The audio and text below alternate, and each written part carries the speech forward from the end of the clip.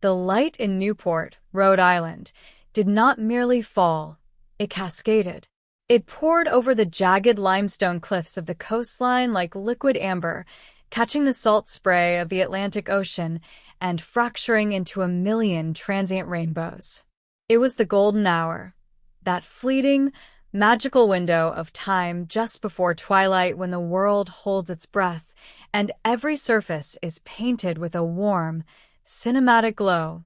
For Elias Vance, it was the only hour that mattered. He stood on the sprawling, manicured terrace of Seacliff Manor, a Gilded-Age behemoth of a mansion that seemed less a home and more a monument to 19th-century hubris. Around him, the lavish wedding gala of the season was in full, intoxicating swing. The air was thick with the scent of crushed hydrangeas, ozone from the crashing waves, and the faint, musky undertone of expensive French perfumes. A 7-piece jazz band occupied a pavilion draped in white silk, spinning out a languid rendition of La Vie en Rose that mingled with the clinking of baccarat crystal flutes and the low, murmuring hum of old money. Elias rolled his shoulders, feeling the familiar, dull ache of the camera straps biting into his trapezius muscles. He carried 2 heavy Leica bodies, the brass edges showing through the black enamel from years of relentless use. His index finger, calloused and stained faint yellow from his bygone days of developing film in darkrooms, rested instinctively on the shutter button of the right-hand camera. He had not always photographed the Vanity Fairs of the American aristocracy. A decade ago, his lenses had captured the ash-choked skies of Fallujah, the desperate, hollow eyes of refugees in Darfur, and the bloody aftermath of cartel wars in Juarez. But the ghosts of that life had grown too heavy, their screams too loud to ignore in the silence of a night. High-end wedding photography was his self-imposed purgatory. It was safe. It was lucrative. Here, the only explosions were the popping of Dom Perignon corks, and the only tears shed were over ruined hemlines or touching toasts. "Mr. Vance, you said 3 minutes. You have exactly 1 minute left before I return to my guests." The voice, a rich, commanding baritone accustomed to unquestioned obedience, belonged to Arthur Sterling. Arthur was the groom's father, the patriarch of a private equity empire that could buy and sell small sovereign nations. He stood near the balustrade of the terrace, the vast, bruised purple expanse of the Atlantic stretching out behind him. Elias stepped back into his professional persona, his sharp, observant eyes scanning the man. Arthur Sterling was an imposing figure in his late 60s, clad in a bespoke Tom Ford tuxedo that draped flawlessly over his broad shoulders. His silver hair was swept back with architectural precision, and his face was a map of calculated ruthlessness, sharp cheekbones, a severe jawline, and pale, icy blue eyes that offered no warmth. "Just a few more frames, Arthur," Elias said, his voice smooth, a calming cadence he had perfected over years of managing volatile subjects. "The light is doing something incredible right now. I need you to turn your left shoulder slightly toward the ocean. Yes, right there. Drop your chin a fraction."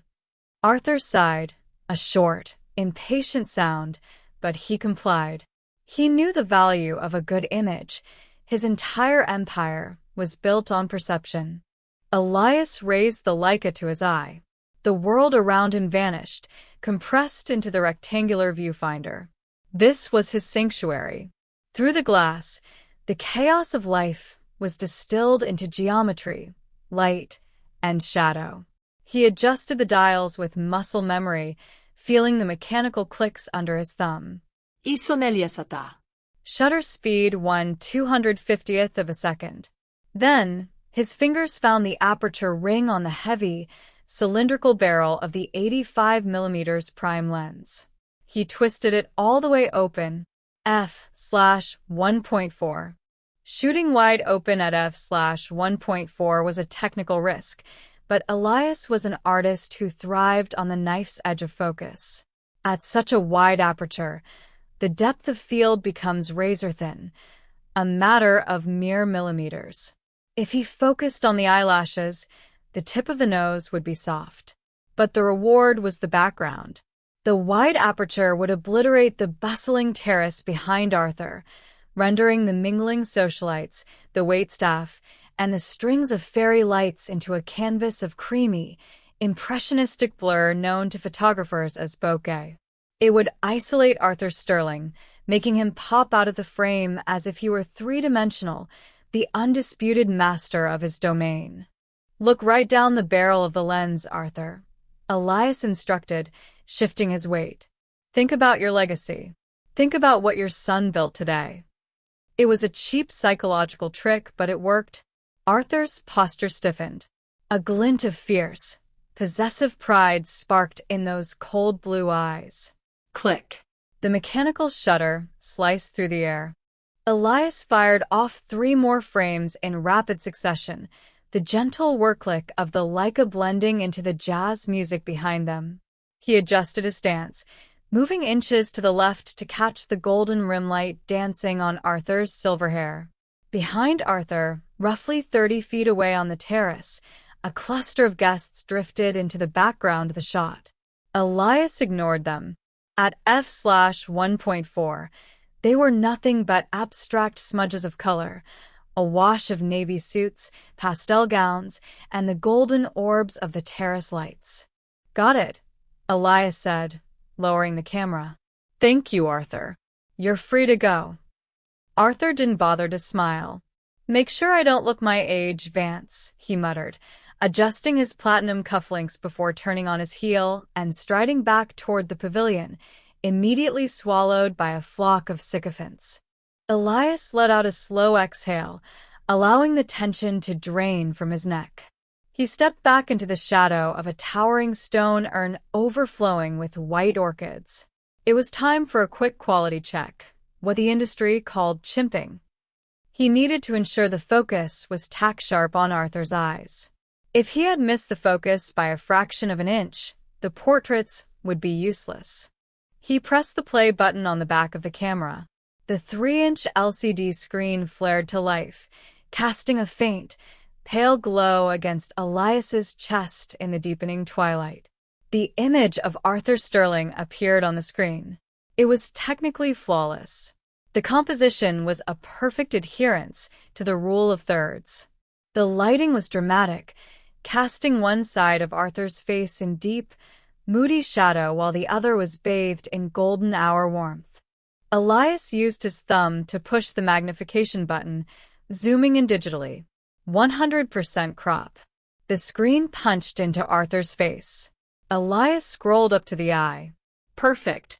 He could see the intricate web of the iris, the sharp, individual hairs of the eyelashes, and the microscopic reflection of the setting sun, the catchlight gleaming in the pupil. Satisfied, Elias began to zoom back out, dragging his thumb across the directional pad to pan across the digital image. He was checking the edges of the frame for any distracting elements, a stray hand or an ugly shadow that he would have to remove in post-production. The background, as expected, was a sea of luxurious bokeh.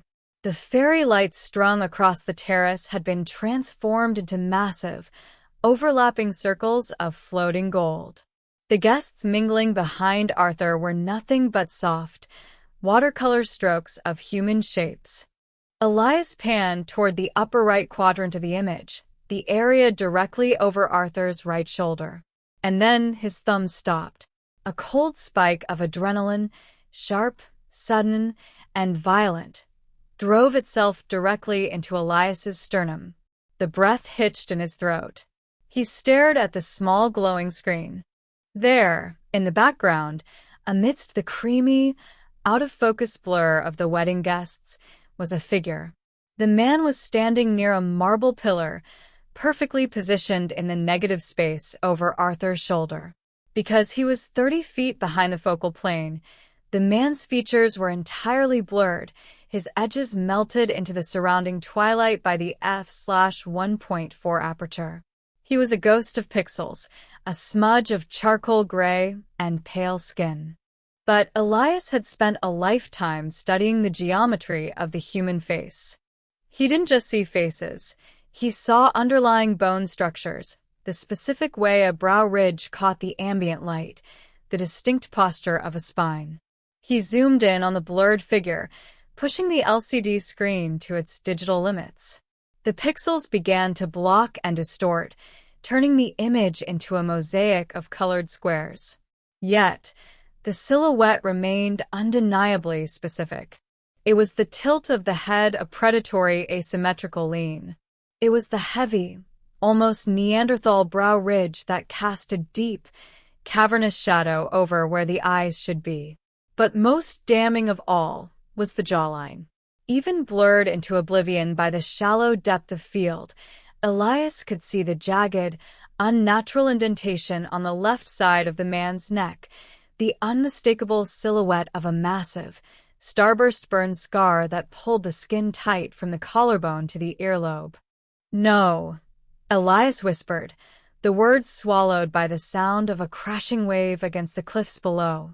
The camera felt suddenly like a block of ice in his hands.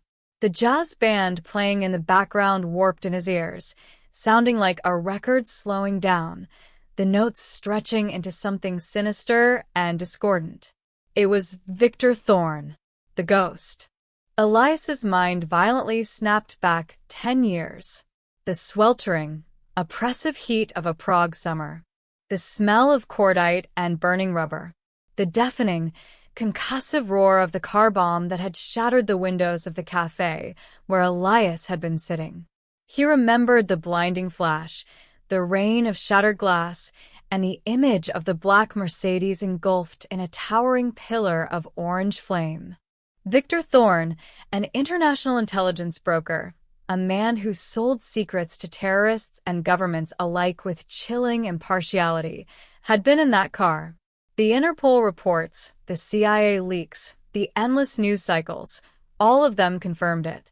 Thorne was dead. The dental records matched. The DNA recovered from the charnel house of the Mercedes had matched.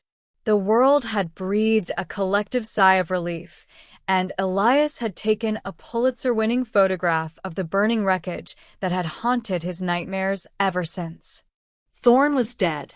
He had been dead for a decade. Yet, looking at the glowing LCD screen in the manicured gardens of Newport, Rhode Island, Elias knew with absolute, terrifying certainty that the dead man was attending the Sterling wedding. Panic, icy and visceral, flooded Elias's veins. He ripped his gaze away from the camera screen and looked up, his eyes frantically scanning the terrace. The golden light had finally died, replaced by the cool, blue dusk of evening. The fairy lights now blazed brightly, casting long, confusing shadows across the stone pavers.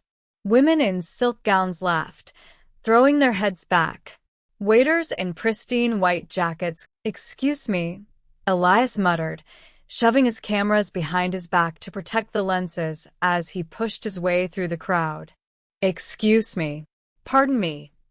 He ignored the indignant glares of the socialites as he shouldered past them. His eyes darted relentlessly, scanning every face, every profile, every shadow. He reached the marble pillar. The air here smelled faintly of cigar smoke and something else, something metallic and sharp, like the smell of a freshly struck match. He looked over the balustrade. The cliff dropped away steeply into the churning black water of the Atlantic. Nothing but rocks and foam. He spun around, surveying the massive glass doors that led back into the opulent ballroom of Seacliff Manor. Hundreds of guests were moving inside for the reception. Thorne was gone. Or worse, Thorne was inside, mingling with the wealthiest, most powerful families on the eastern seaboard. Elias's heart hammered against his ribs like a trapped bird. Why was he here? If Victor Thorne had faked his own spectacular death 10 years ago, why resurrect himself at a society wedding in Rhode Island. The Sterlings were wealthy, yes, but they were civilian money. Private equity. Real estate. They weren't arms dealers. They weren't foreign intelligence. Unless, Elias thought, a cold sweat breaking out on his forehead, the Sterlings were not who they appeared to be. He retreated into the shadows of the terrace, putting his back against the cold stone wall of the mansion. His hands were shaking. He raised the camera again and looked at the picture. He hadn't imagined it. The ghost was captured in digital amber, trapped in the f/1.4 blur. Elias needed help. He couldn't go to the local Newport police. They were glorified traffic cops who spent their summers dealing with drunk trust fund kids. They wouldn't know the name Victor Thorne, and if they did, they would think Elias was a lunatic for claiming a dead international fugitive was crashing a wedding. He needed someone who knew the old world.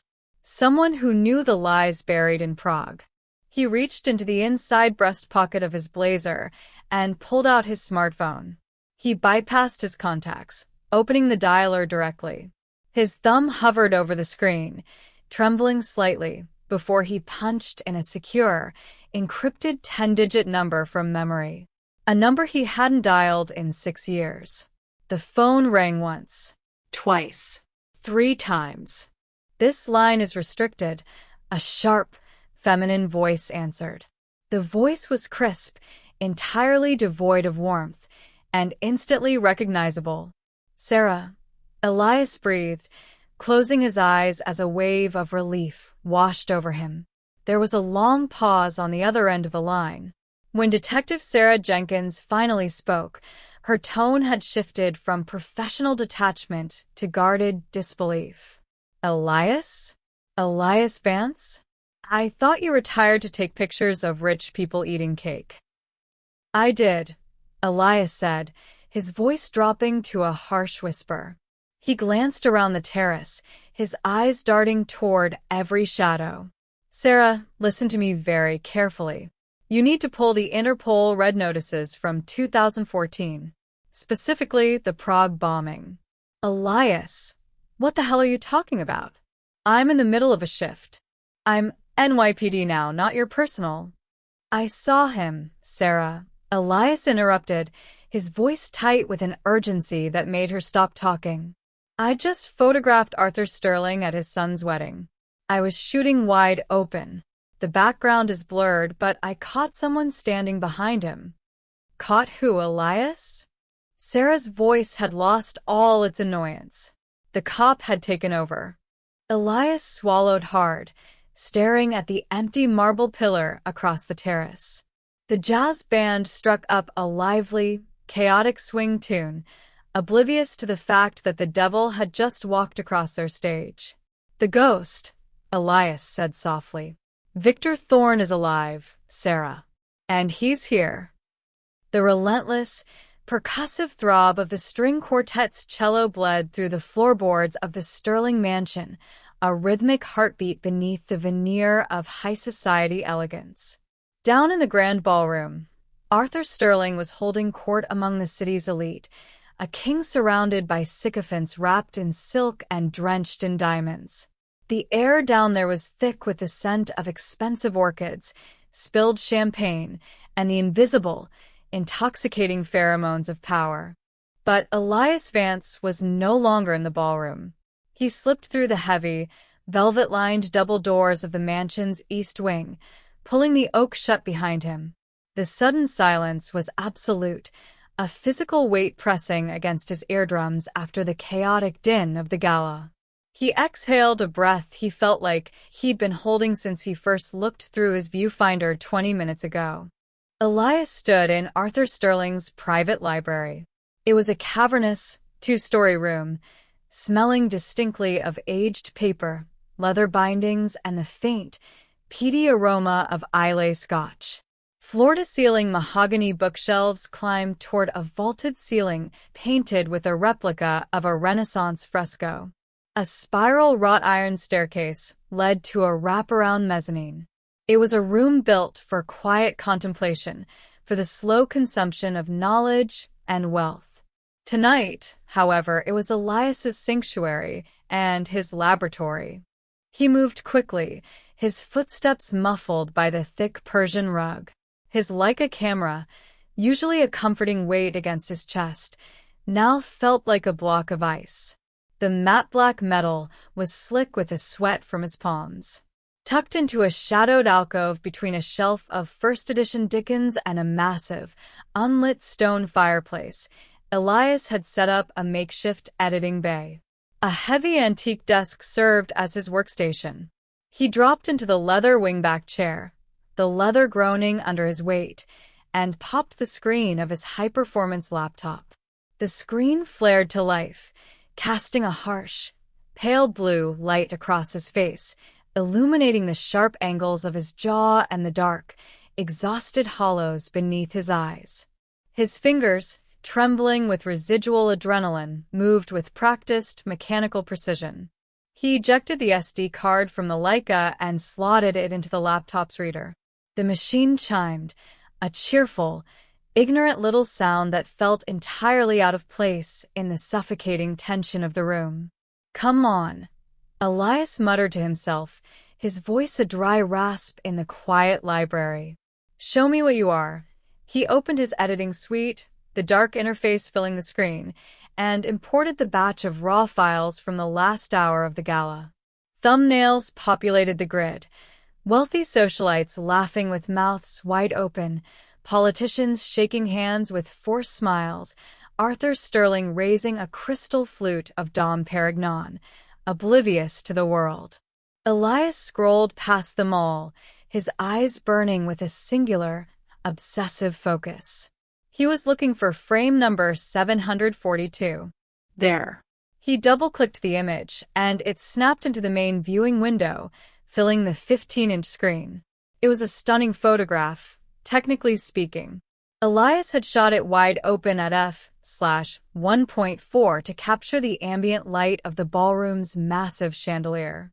The razor-thin depth of field had perfectly isolated the foreground subject, a stunning, red-lipped heiress caught in a moment of genuine laughter, her diamond necklace throwing sparks of refracted light. She was tack-sharp, every eyelash rendered in exquisite detail.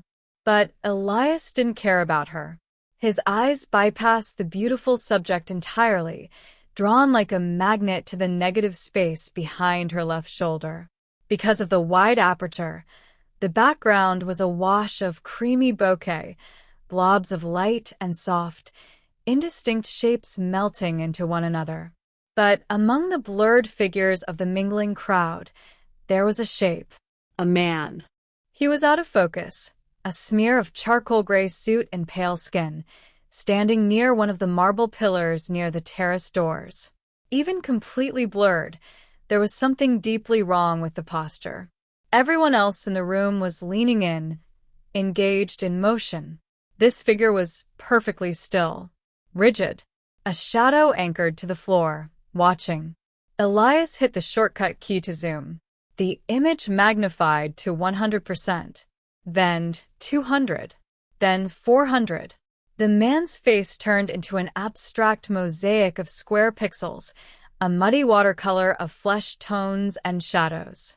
The human eye could make out the suggestion of a strong jaw, the dark pits where eyes should be, but nothing actionable. "Not good enough," Elias whispered. He minimized the editing suite and opened a secondary program, one hidden behind 3 layers of encrypted folders. The software didn't have a commercial icon.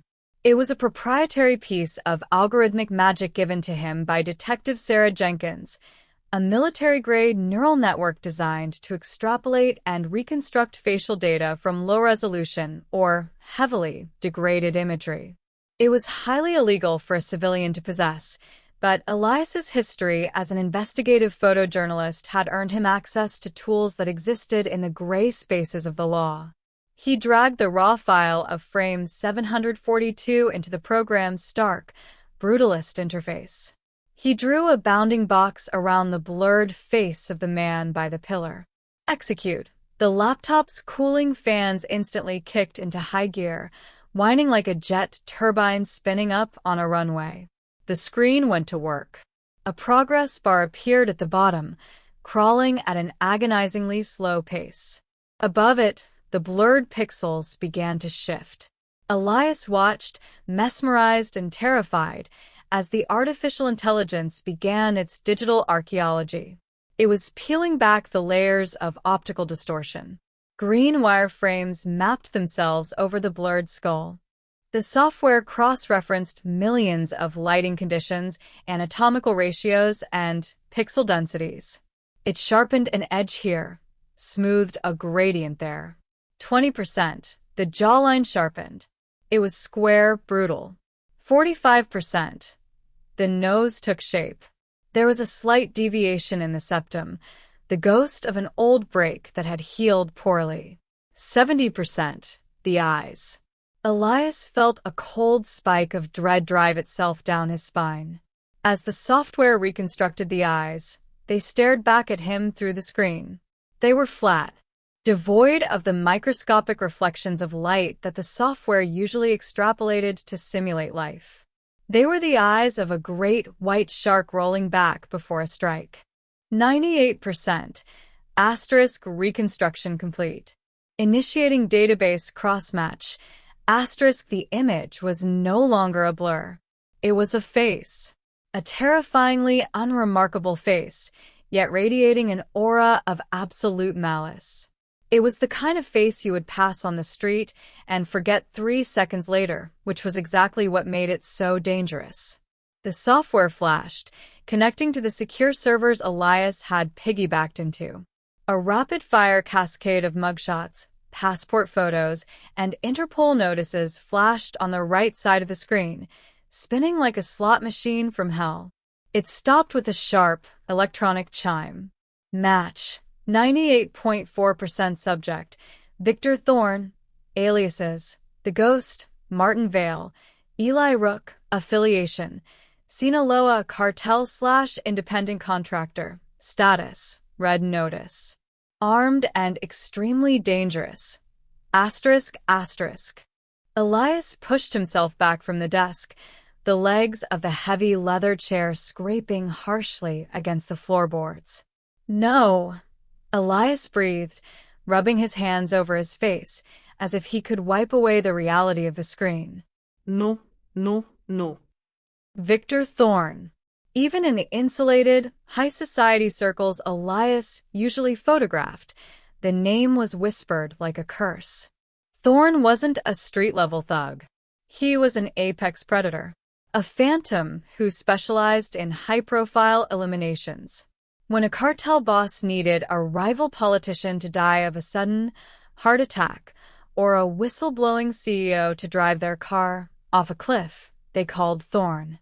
He was meticulous. He left no DNA, no ballistic evidence, no witnesses.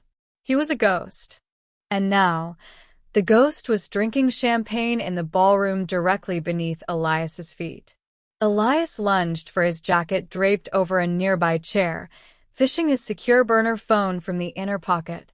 His hands were shaking so badly, he dropped the phone onto the rug. He cursed, snatched it up, and punched in a number from memory. He pressed the phone to his ear, listening to the hollow ringtone, his eyes darting toward the heavy library doors, half expecting them to burst open. Asterisk pick up, Sarah. Pick up the damn phone. Asterisk Vance. A woman's voice crackled through the receiver. Detective Sarah Jenkins sounded exhausted. In the background, Elias could hear the chaotic symphony of the NYPD's 12th precinct, ringing phones, shouting officers, the clatter of keyboards. I told you, I'm buried in the Ramirez case. If you're calling to ask me out for a drink, you're about 6 hours too early. Sarah, you need to listen to me, Elias said, keeping his voice to a frantic whisper. I'm at the Sterling Gala, the charity event at Arthur Sterling's estate in the Hamptons. I know where you are, Elias. You complained about the tuxedo rental all week. What's wrong? You sound like you just ran a marathon. Her tone shifted instantly, the playful exhaustion vanishing, replaced by the razor-sharp focus of a seasoned detective. I caught a ghost on my sensor. Elias said, his eyes locked on the reconstructed face of Victor Thorne glaring from the laptop screen. I used the software you gave me. I ran a face from the background of a shot. It's him, Sarah. It's Victor Thorne. Silence hung on the line for 3 agonizing seconds. When Jenkins finally spoke, the background noise of her precinct seemed to have vanished, as if the sheer gravity of the name had sucked the air out of the room. Say that again, Elias. Slowly. Victor Thorne. He's here. In the ballroom. I'm looking at a 98% facial rec match right now. It's him. Gray suit, mingling near the East Terrace doors. Elias, listen to me very carefully, Jenkins said, her voice dropping an octave, tight with suppressed panic. Thorne doesn't do reconnaissance. He doesn't go to parties to eat the hors d'oeuvres. If he is in that house, the contract is already active. He is there to kill someone tonight. I know, Elias said, wiping a bead of sweat from his temple. It has to be Sterling. Sterling's shipping company just won that massive federal contract. There were rumors the cartels were using his freighters to move product. If Sterling cut them out. I don't care about the politics of Arthur Sterling right now, Jenkins snapped. I care about you. You are in a lockdown estate with the most prolific hitman on the eastern seaboard.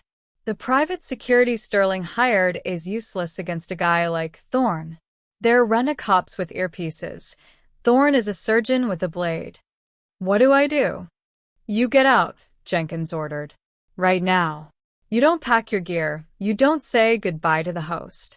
You walk out the back service doors, you get in your car, and you drive away. I am dispatching a tactical unit to the estate right now, but they are 40 minutes out. You do not engage, Elias. Do you hear me? Elias looked at his laptop. The screensaver had engaged, cycling back to the raw, unedited photos of the gala. He saw the smiling faces of the guests, the oblivious heiress, the waiters carrying silver trays. Arthur Sterling, laughing, completely unaware that a scythe was currently hovering over his neck. I can't just leave, Sarah, Elias said, his voice trembling but finding a sudden, stubborn anchor. There are 300 people down there. If Thorne initiates, it's going to be a slaughter. He'll create a panic to cover his exit. Vance, goddammit, you are a photographer, not a cop. You don't even carry a gun. I have my camera, Elias said, staring at the heavy Leica resting on the desk. I have the flash. And I know what he looks like. The security team doesn't. If I can find the head of Sterling's security, I can show them the photo. We can isolate Sterling before Thorne gets to him. Elias, if Thorne realizes you've made him, he won't hesitate to put a bullet in your brain before he takes out his primary target. The man is a void. He has no conscience. 40 minutes, Sarah. Tell your TAC team to step on the gas. Elias ended the call before she could protest further. He knew if he listened to her voice for another second, his courage would evaporate, and he would be running for the service exit just as she advised. He shoved the burner phone back into his pocket. He looked at the Leica. It was no longer just a tool for capturing memories or documenting the obscene wealth of the upper crust. Tonight, it was a weapon. It was the only thing capable of stripping the invisibility cloak off a ghost. Elias unhooked the laptop from the power supply and slammed it shut, shoving it into his messenger bag. He grabbed the Leica, wrapping the thick leather strap tightly around his right wrist, securing it to his hand. He adjusted the settings purely by muscle memory, shutter speed up, ISO cranked to handle the chaotic lighting, aperture widened to devour whatever light was available. He walked quietly out of the alcove, leaving the safety of the shadows, and moved toward the wrought iron spiral staircase that led to the library's interior mezzanine. The mezzanine featured a row of interior French windows that looked directly down over the grand ballroom. Elias stepped up to the glass. Below him, the gala was in full swing. It was a sea of undulating silk, tuxedo tails, and glittering jewelry.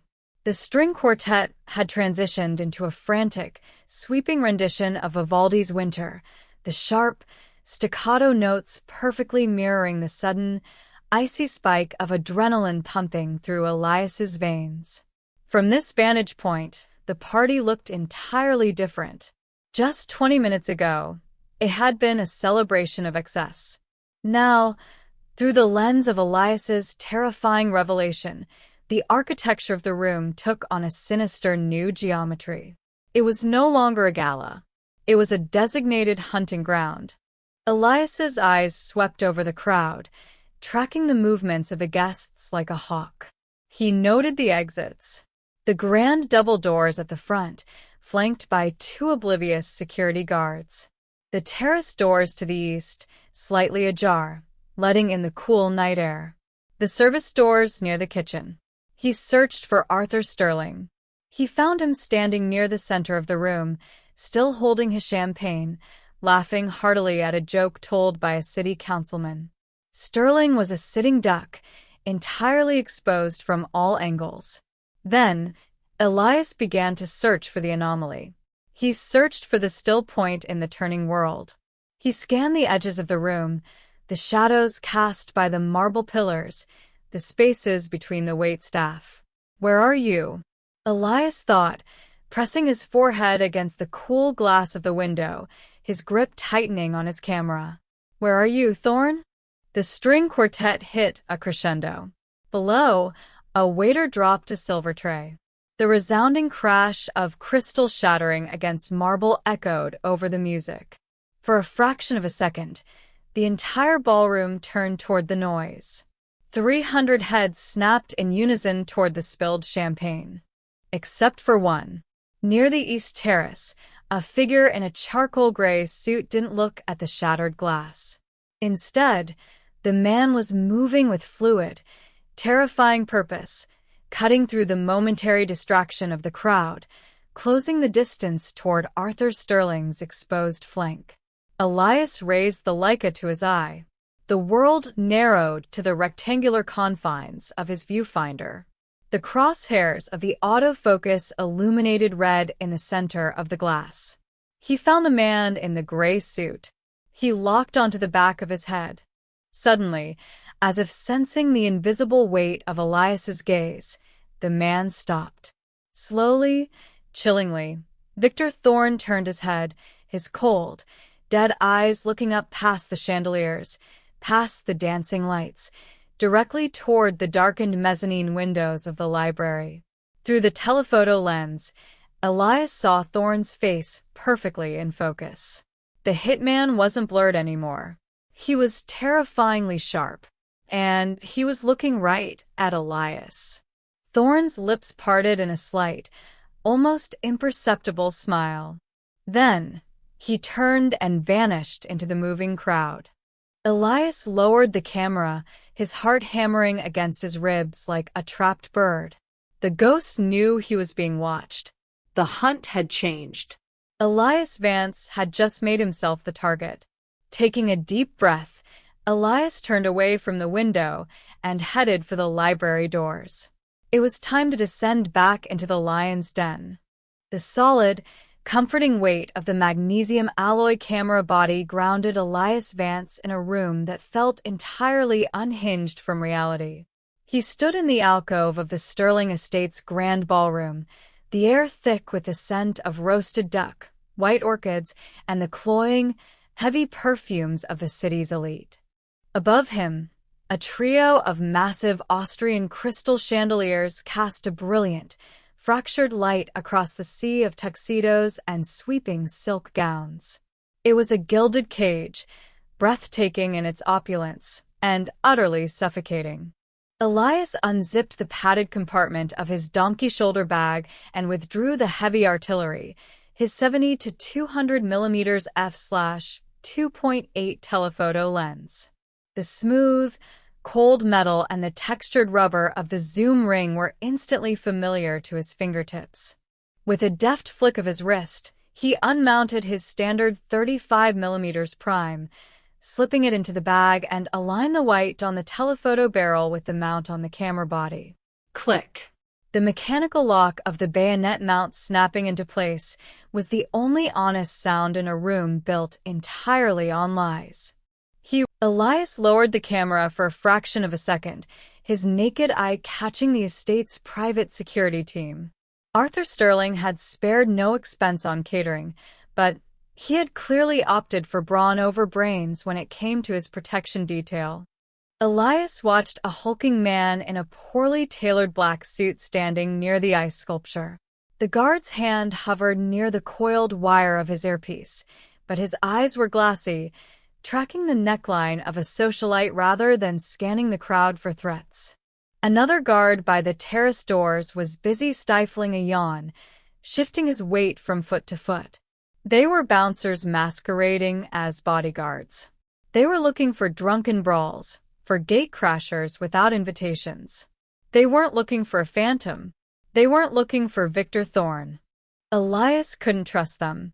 If he tried to warn them that an international assassin known as the Ghost was currently breathing the same climate-controlled air as their billionaire boss, they would either laugh him out of the room or trigger a panic stampede that would serve as the perfect cover for Thorne to strike. No. If Thorne was going to be stopped, Elias had to track him first. The camera was no longer just a tool for capturing high society vanity. It was a covert surveillance mechanism, an aperture of deceit in its own right. Tell me you see something I don't. The voice was low, cutting through the ambient roar of the ballroom chatter. Elias didn't flinch. He kept his eye pressed to the rubber eye cup, adjusting his ISO to 1600 to compensate for the uneven spotlighting near the head table. I see a room full of people pretending they don't hate each other, Elias murmured, his thumb rolling the command dial to set his shutter speed at a crisp 1/320th of a second. Fast enough to freeze a man walking. Fast enough to catch a knife thrust or the slide of a suppressed pistol. Detective Sarah Jenkins stepped up beside him. She was wearing a midnight blue evening gown that draped elegantly to the floor, but she wore it with the stiff, coiled tension of a homicide detective.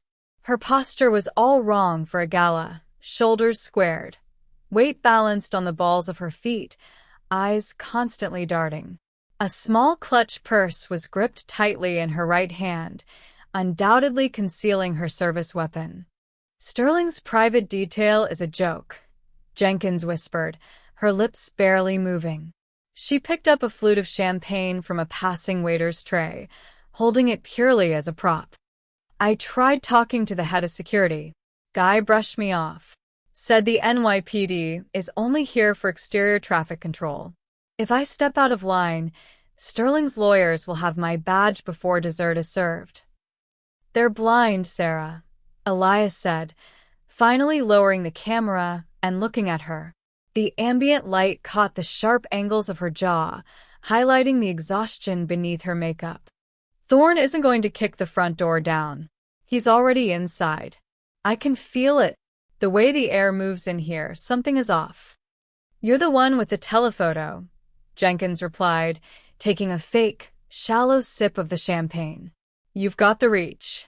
If you spot him, do not engage. Give me the signal. 2 taps on the lens hood, Elias confirmed. 2 taps, Jenkins agreed, her eyes hard. Then you get out of the line of fire, Vance. You're a photographer, not a cop. If the Ghost is really here, he won't hesitate to put a bullet through that expensive glass of yours and your skull along with it. She drifted away, melting into a cluster of wealthy investors near the jazz band, her blue dress a stark contrast against the sea of black tuxedos. Elias watched her go, drawing a slow, measured breath. He hoisted the heavy camera, wrapping the leather strap securely around his right wrist. Time to hunt. He pushed into the crowd. The heat of 400 bodies hit him immediately, carrying the mingled scents of sweat, expensive gin, and hairspray. Elias moved with the practiced grace of a seasoned event photographer, sliding through the narrow gaps between laughing couples and animated businessmen. He used his profession as his camouflage. Whenever a guest glanced his way with a hint of annoyance, Elias would offer a polite smile, tap his camera, and nod, as if he were just moving to get a better angle of the centerpieces. He found a slightly elevated vantage point on the third tier of the ballroom floor, a carpeted platform that afforded a sweeping view of the room. At the far end, raised on a dais beneath the largest chandelier, sat the head table. Arthur Sterling was holding court. The billionaire tech magnate looked like a Roman. Elias brought the camera to his eye. He zoomed all the way out to 200 millimeters. The optics of the lens did what telephotos do best. It compressed the spatial distortion, flattening the background and making the distance between the subject and the surroundings seem practically non-existent. Through the viewfinder, Sterling's face filled the frame. The autofocus grabbed his right eye. Click. Elias reviewed the image in the electronic viewfinder. Sterling's pupils were dilated, sweat beading on his upper lip. He was completely oblivious. A sitting duck dressed in silk lapels. Elias lowered the camera slightly, keeping his eye to the glass, and began to sweep the crowd radiating outward from the dais. He racked the zoom back to 135 millimeters to widen his field of view. He wasn't looking for a face. Thorne was too good for that. Thorne would have altered his appearance, a pair of glasses, a change in hair color, a prosthetic jawline. Elias was looking for movement. In a room full of animated, drunk, and boisterous people, Elias was searching for the one person moving with deliberate, predatory economy. He panned past a group of laughing women in sequin dresses, past a pair of waiters arguing in hushed tones over a dropped napkin, past a private security guard checking his phone under the table. And then he saw it. At the edge of the frame, near the towering archway leading to the kitchens, the visual rhythm of the room broke. Elias stopped breathing. His finger hovered over the shutter button. He twisted the zoom ring back to 200 millimeters, punching in as close as the optics would allow. The autofocus hunted for a fraction of a second, the internal motors whirring silently, before locking onto the sharp contrast of a man's profile. It was Thorne. He didn't look like the blurred specter Elias had captured in the alleyway 2 nights ago. Tonight, the ghost was dressed impeccably.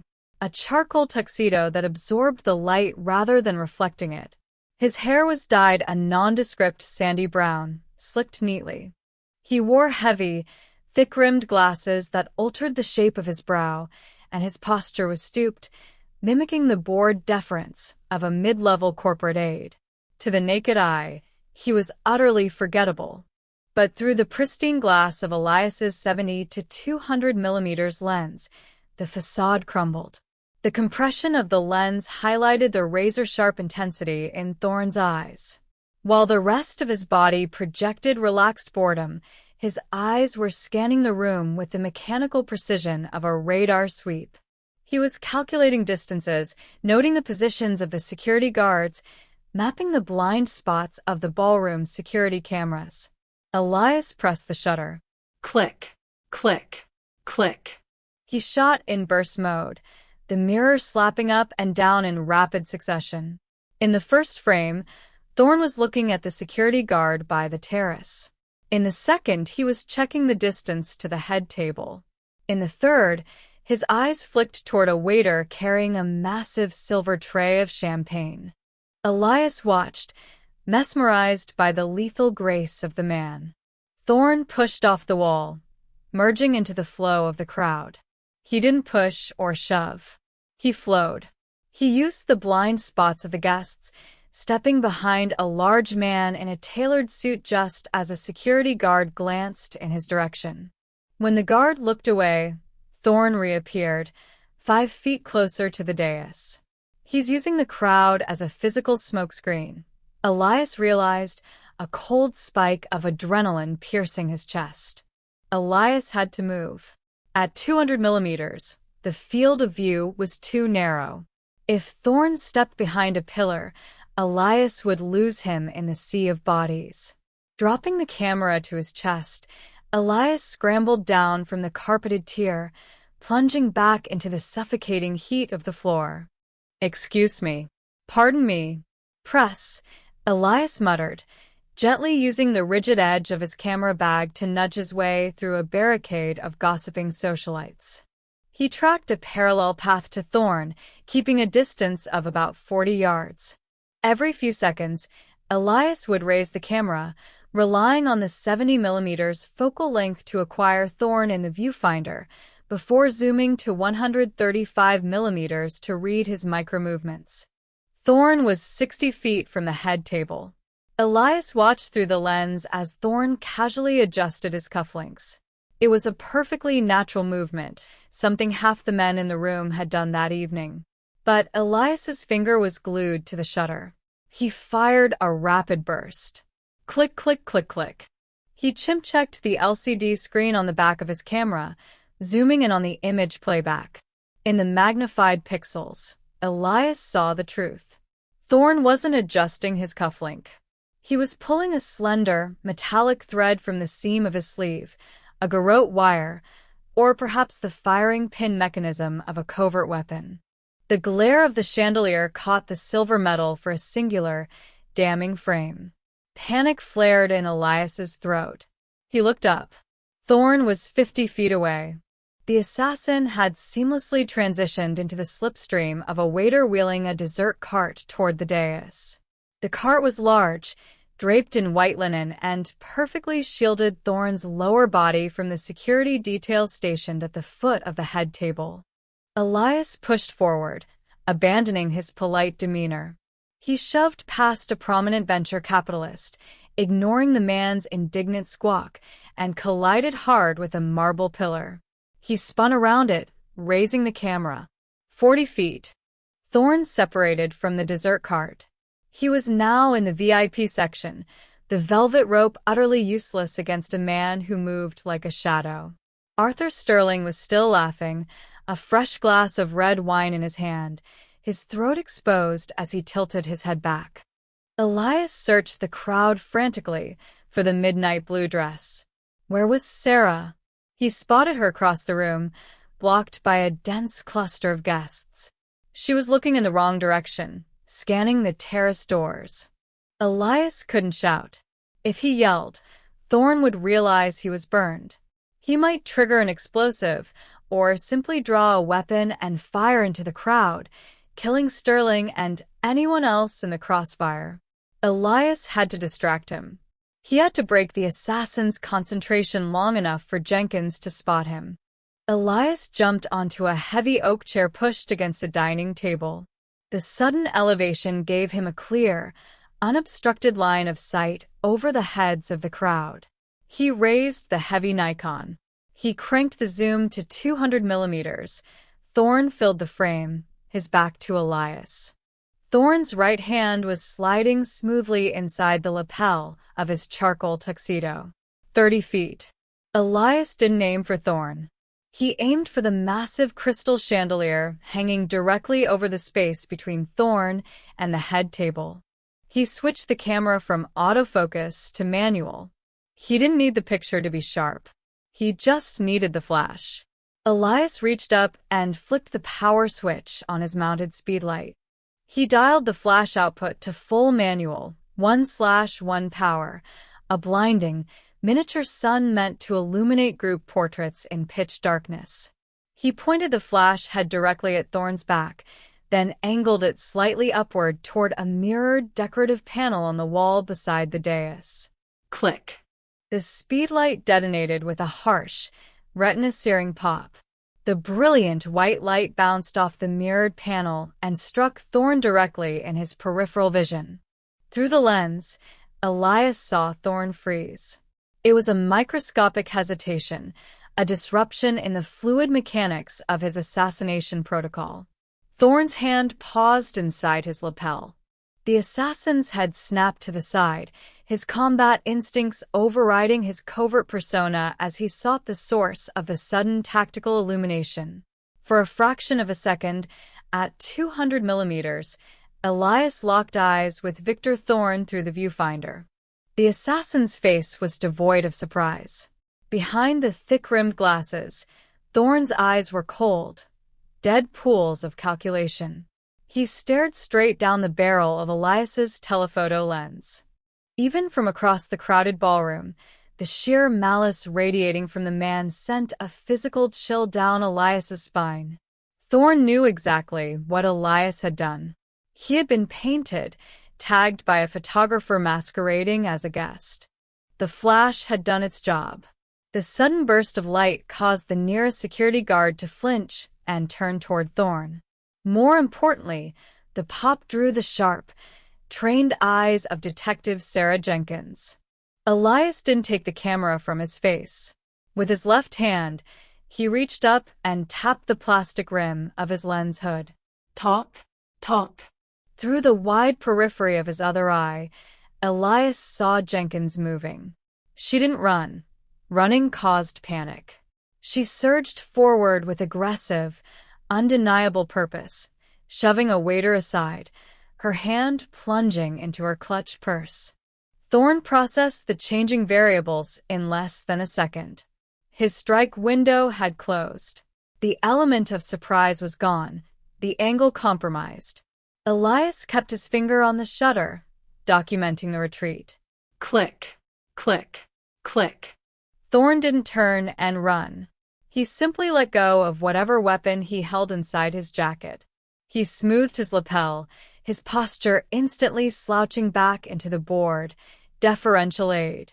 As Jenkins closed the distance, barking an order at the useless private security guards to part the crowd, Thorne stepped backward. He melted behind a group of boisterous executives, using their wide shoulders to eclipse him from Jenkins's line of sight. "Stop him!" The man in the charcoal suit. Jenkins yelled, her voice finally breaking the polite hum of the gala. The music screeched to a halt. Guests gasped, turning in confusion. Sterling half stood from his chair, his wine spilling onto the pristine white tablecloth. Elias tracked the motion through the lens, sweeping the area where Thorne had just been. He panned left, Panned right. He pushed the ISO higher, letting the grain infect the image, desperate for any visual data. Nothing. The space where Victor Thorne had been standing was empty, save for a discarded champagne flute resting on the edge of a dessert cart. The ghost had vanished back into the ether. Elias slowly lowered the camera, his arms trembling from the weight of the lens and the massive crash of his adrenaline. The ballroom was descending into chaotic murmurs, security guards finally waking up, pushing guests back as Jenkins drew her weapon, sweeping the empty space near the dais. Elias looked down at the LCD screen of his camera. He pressed the playback button, bringing up the last frame he had captured of Thorne's face before the retreat. He zoomed in on the eyes. Thorne hadn't just been looking at the lens. He had been looking at the man behind it. The hunter had just become the hunted. Elias swallowed hard, the taste of stale ballroom air turning to ash in his mouth. He had saved Arthur Sterling for tonight, but as he stared at the digital rendering of the killer's cold eyes, Elias knew with horrifying certainty that his own name had just been added to the ghost's ledger. The grand ballroom of the Pierre Hotel was a churning sea of shifting velvet, rustling silk, and refractive light. Crystal chandeliers the size of small cars hung suspended from the vaulted ceiling, casting a warm, decadent glow over the city's elite. To the naked eye, it was a masterpiece of high society orchestration, a masquerade gala dripping with wealth and feigned anonymity. But Elias Vance did not view the world through a naked eye. He viewed it through the heavy, cold glass of a Nikon 70 to 200mm f/2.8 lens. Through the viewfinder, the world was isolated, compressed, and ruthlessly honest. Elias stood near the edge of the sprawling dance floor, the matte black magnesium alloy body of the camera pressed firmly to his brow. His breathing was shallow, measured, synchronized with the rhythmic thumping of the upright bass radiating from the jazz orchestra on the main stage. The exposure triangle ran in a continuous, frantic loop through his mind. ISO 30-200. Shutter speed 1/250th of a second. Aperture wide open at f/2.8. He needed the fast shutter to freeze the motion of the dancers, but the cavernous ballroom was a nightmare of contrasting shadows and blown-out highlights. Vance, a voice crackled sharply in his right ear.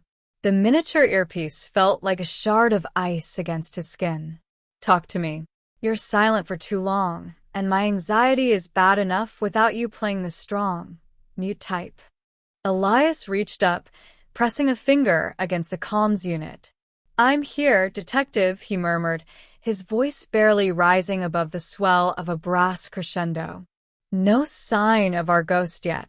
Detective Sarah Jenkins sighed, a sound composed entirely of static and exhaustion. She was stationed in an unmarked surveillance van 3 blocks away, boxed in by midtown traffic and bureaucratic red tape. The brass is breathing down my neck, Elias. If we don't get a positive visual identification on Thorne tonight, they're pulling the plug on this operation. They think you're chasing shadows. Hell, half the time, I think you're chasing shadows. He's here, Sarah. I can feel it. Feelings don't hold up in a court of law, and they definitely don't authorize a tactical breach. I need a photograph. Clear, undeniable proof that Victor Thorne is in that building, within striking distance of Arthur Sterling. Until I get that image sent to my terminal, my hands are tied. Do not engage. Do not make yourself a hero. Just shoot and send. Copy that, Elias whispered, dropping his hand back to the knurled rubber of the focus ring. He panned the camera across the room. At 200 millimeters, depth of field becomes a razor's edge. The foreground dancers blurred into streaks of crimson and gold, beautiful, abstract washes of color, while the background melted into creamy, indistinguishable bokeh. Elias was hunting in the narrow sliver of sharp focus between the two. His lens swept past the high rollers, the politicians, and the socialites hidden behind feathered masks and sequined dominoes. He found his primary anchor point, Arthur Sterling. The billionaire philanthropist was holding court near a towering pyramid of champagne coupes. Sterling was a large man, boisterous and entirely oblivious to the fact that his life expectancy was currently measured in minutes. He threw his head back in laughter, the sound lost to Elias but the motion captured perfectly in the viewfinder. Sterling was surrounded by a phalanx of private security, hulking men in tailored suits with coiled earpieces of their own, but Elias knew from his weeks of surveillance that standard security meant absolutely nothing to Victor Thorne. The ghost didn't breach perimeters. He slipped through their molecular gaps. A bead of sweat trickled down Elias's spine, soaking into the collar of his stiff dress shirt. The air in the ballroom was thick, heavy with the cloying scent of expensive perfume and blooming orchids. The orchestra shifted tempos, bleeding from a slow, sultry jazz number into a frenetic, pulsing waltz that drew more couples onto the polished parquet floor. The crowd thickened. The chaotic swirl of bodies became a physical barrier. Elias gritted his teeth, adjusting his position. He moved laterally along the perimeter, his left hand cradling the heavy barrel of the lens, his elbows tucked tightly against his ribs to stabilize his core. He was a hunter blind in one eye, his entire existence tunneled into a rectangular frame. Where are you? Elias thought, his thumb hovering over the back button autofocus. Victor Thorne, however, moved like a shark in the deep, displacing nothing, causing no ripples. Elias swept the lens toward the shadows fringing the grand pillars. Nothing. He checked the balconies. Empty. He swept back to Sterling. Then he saw it. It wasn't a face. It was an anomaly in the rhythm of the room. A waiter balancing a silver tray of hors d'oeuvres suddenly shifted his weight, stepping awkwardly to the left as if unconsciously making way for someone passing behind him. A second later, a woman in a sweeping emerald gown pulled her shoulder back, a micro-expression of confusion flashing across her face before she resumed dancing. Someone was cutting through the dense crowd, moving in a perfectly straight line toward Arthur Sterling. Elias swung the heavy lens, tracking the invisible wake. The autofocus motor whirred, a faint, mechanical chirp of desperation as it hunted for contrast. "Sarah," Elias breathed, his heart hammering against his ribs like a trapped bird. "I've got movement." Approaching Sterling from his blind spot. 3 o'clock. "Do you have a face?" Jenkins demanded, the exhaustion instantly vanishing from her voice, replaced by the razor-sharp edge of a cop on the wire. "Is it Thorne?" "I don't. The crowd is too thick. I'm trying to find an angle." Elias tracked the trajectory. He could see glimpses of a figure clad in a dark, impeccably tailored suit. A flash of a shoulder. The cuff of a sleeve. But no face.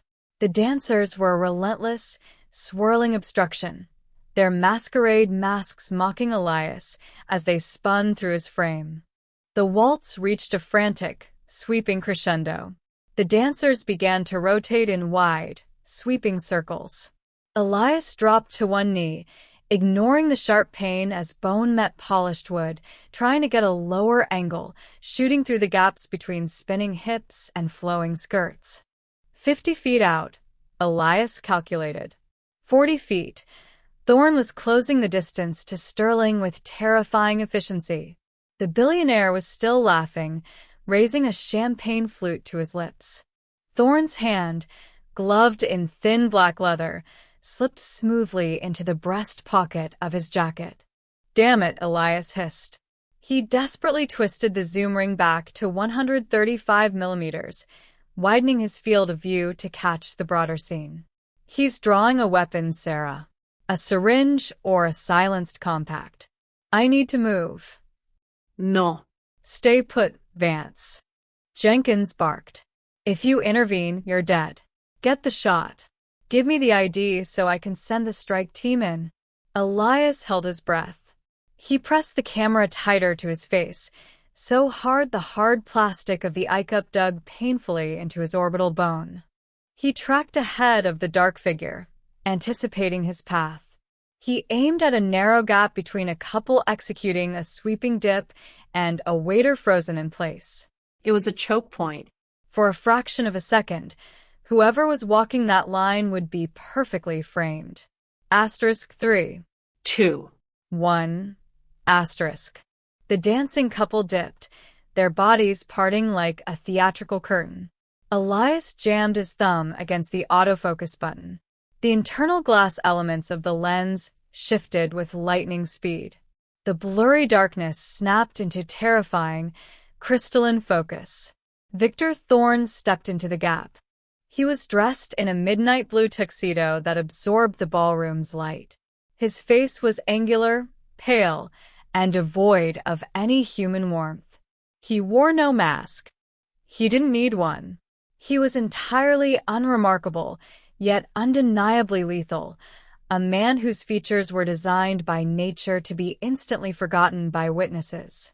Elias's index finger applied pressure to the shutter release. Clack. The mechanical sound of the mirror flipping up and down was deafening inside Elias's skull, though virtually silent to the room. He captured the image. Frame 1. The digital sensor recorded the data. Proof. Elias kept his finger on the shutter, firing off a burst in continuous high-speed mode. Clack, clack, clack. In the second frame, Thorne was still moving towards Sterling. In the third frame, Thorne's forward momentum abruptly ceased. Through the viewfinder, Elias watched as the assassin froze. It was an unnatural stillness, like a film reel suddenly jammed in the projector. Despite the deafening music, despite the chaotic swirl of hundreds of dancing bodies, Thorne sensed it. The subtle, predatory instinct of a man who has spent his life hunting had alerted him to the fact that he was being observed. Frame 4. Slowly, deliberately, Victor Thorne turned his head. The dancers continued to spin around him, a blur of motion that only served to highlight his absolute rigidity. Thorne's head rotated toward the perimeter of the dance floor, toward the shadows, toward Elias. Frame 5. The autofocus point illuminated in red, locking directly onto Victor Thorne's right eye. Time evaporated. The music morphed into a low, distorted hum.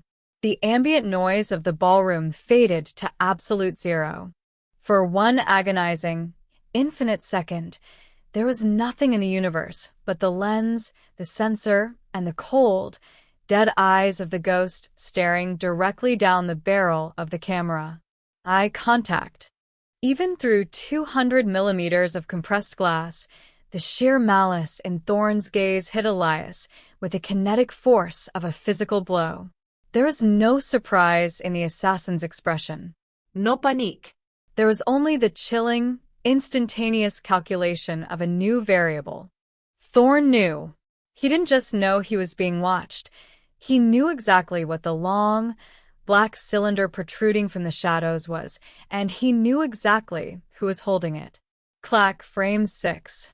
The final shot. It captured a micro-expression that would haunt Elias's nightmares for the rest of his life. The corner of Victor Thorne's mouth twitched upward into a phantom smile. Elias. Jenkins's voice was a distant, tinny mosquito buzz in his ear. Elias, my terminal is flashing. I'm downloading the image now. Talk to me. What's happening? Elias couldn't speak. His lungs refused to expand. His finger remained paralyzed on the shutter button, though the camera's buffer had already filled. Through the lens, Elias watched the impossible happen. Thorne did not look at Arthur Sterling. He did not pull his weapon. Instead, with the liquid grace of a shadow stretching across a wall, the assassin pivoted 90 degrees. He abandoned his high-value target without a second thought. He began walking toward the camera. He sees me. Elias choked out, the words scraping against his dry throat. What? Jenkins demanded over the comms. Repeat, Vance. I have the image. It's him. It's Thorne. Good job.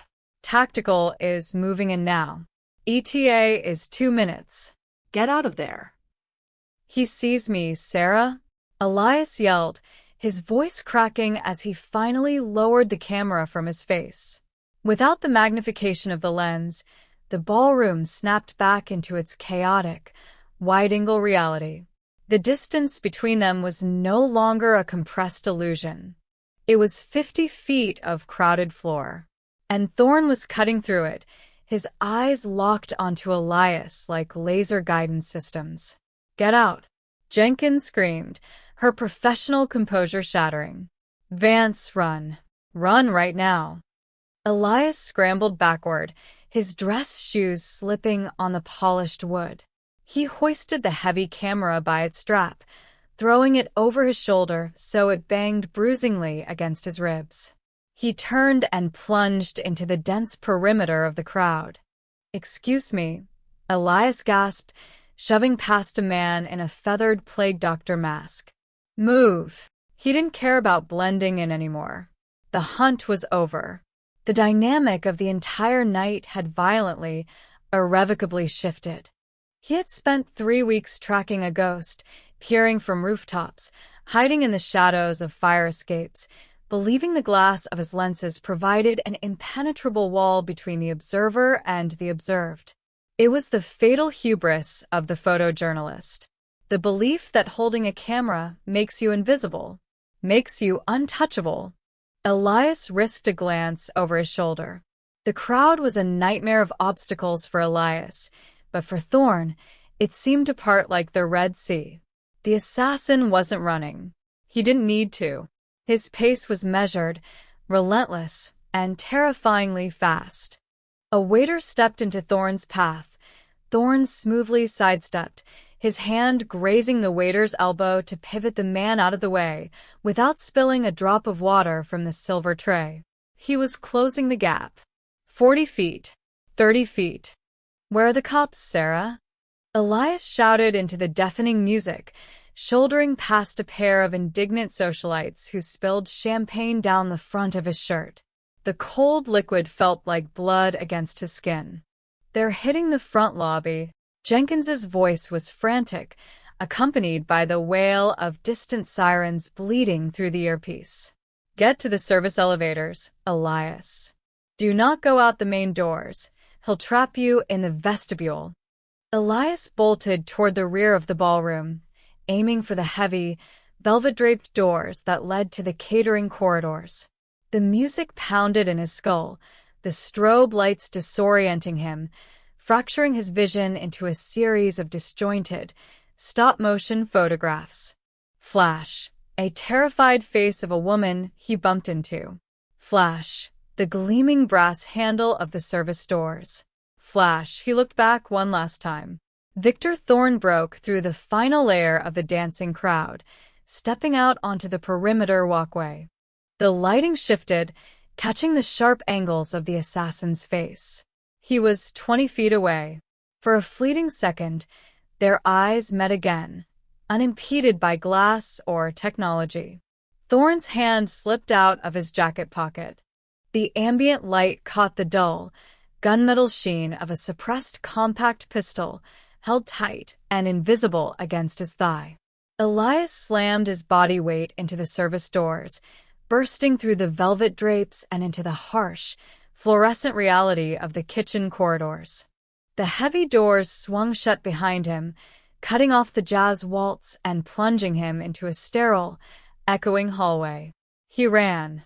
He ran with the desperate, burning lungs of a man who knew exactly what the aperture of deceit looked like and knew that the shutter was about to close.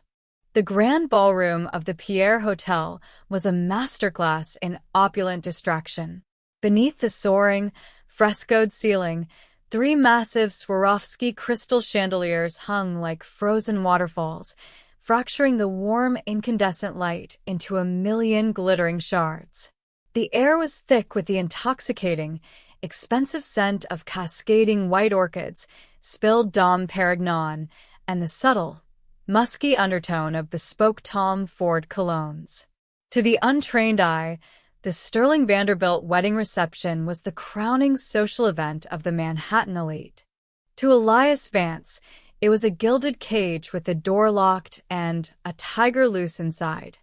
Elias stood near the edge of the sprawling mahogany dance floor, his tuxedo jacket riding up slightly as he pressed the rubber eye-cup of his Nikon D850 against his brow. His index finger hovered over the shutter release, trembling with a micro-tension that had nothing to do with capturing the perfect moment.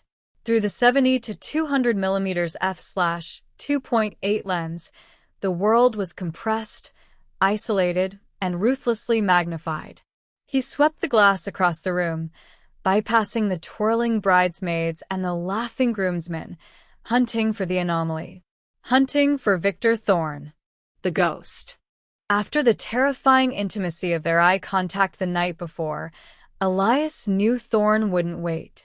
The assassin had been watching him, measuring him, and ultimately dismissing him as a temporary nuisance. Thorne's target was here, currently holding court by the towering, swan-shaped ice sculpture at the far end of the room. Arthur Sterling, the groom's father, threw his head back in a booming laugh, clapping a senator on the shoulder. Through the viewfinder, Elias watched the deep lines around Sterling's eyes crinkle. The patriarch was utterly oblivious to the crosshairs painted on his back. Vance, a sharp whisper crackled in Elias's right ear. He reached up, pressing a finger against the discreet, flesh-toned earpiece. Talk to me. I've got nothing on the perimeter. Detective Sarah Jenkins was somewhere in the sea of silk and satin, wearing a backless emerald evening gown that expertly concealed the Glock 19 holstered against her thigh. She had spent the last 2 hours running interference with a private security detail, ensuring they didn't accidentally trip over the NYPD's covert overwatch. "He's here, Sarah," Elias murmured, his lips barely moving. He lowered the heavy camera, letting it hang from his black rapid strap, and scanned the room with the naked eye. "I can feel the atmospheric pressure dropping. The staff rotation is too fast." I saw a waiter by the east doors swap trays with another without exchanging a word or making eye contact. It was too rehearsed. "Copy that. I'm moving toward the east doors. Keep your eyes on Arthur." Elias raised the camera again. He checked his settings out of pure, nervous muscle memory. Iso kahdeksan sata. Shutter speed 1/200th, aperture f/2.8. Perfect for freezing motion in the ambient glow of the chandeliers. But his gut was twisting into a cold, hard knot. Thorne didn't operate in the light. Thorne was a creature of the margins, a master of the negative space. The ghost didn't just blend into the environment. He manipulated it. Elias's gaze drifted upward, past the laughing faces of the elite, past the marble columns, resting on the discreet maintenance panels near the ceiling. "Sarah," Elias said, his voice tightening, "the security feeds, are they hardwired or on the hotel's main network?" "Main network, why?" "Because if I were him," Elias started. A low, subterranean hum vibrated through the soles of Elias's polished dress shoes. It wasn't a sound so much as a physical sensation, the massive electrical draw of a building fighting against a sudden, violent disruption. The jazz band's amplifiers emitted a sharp, agonizing pop that made several guests wince. Then, the world was swallowed whole. The localized power outage hit with the force of a physical blow. The 3 colossal chandeliers died instantly.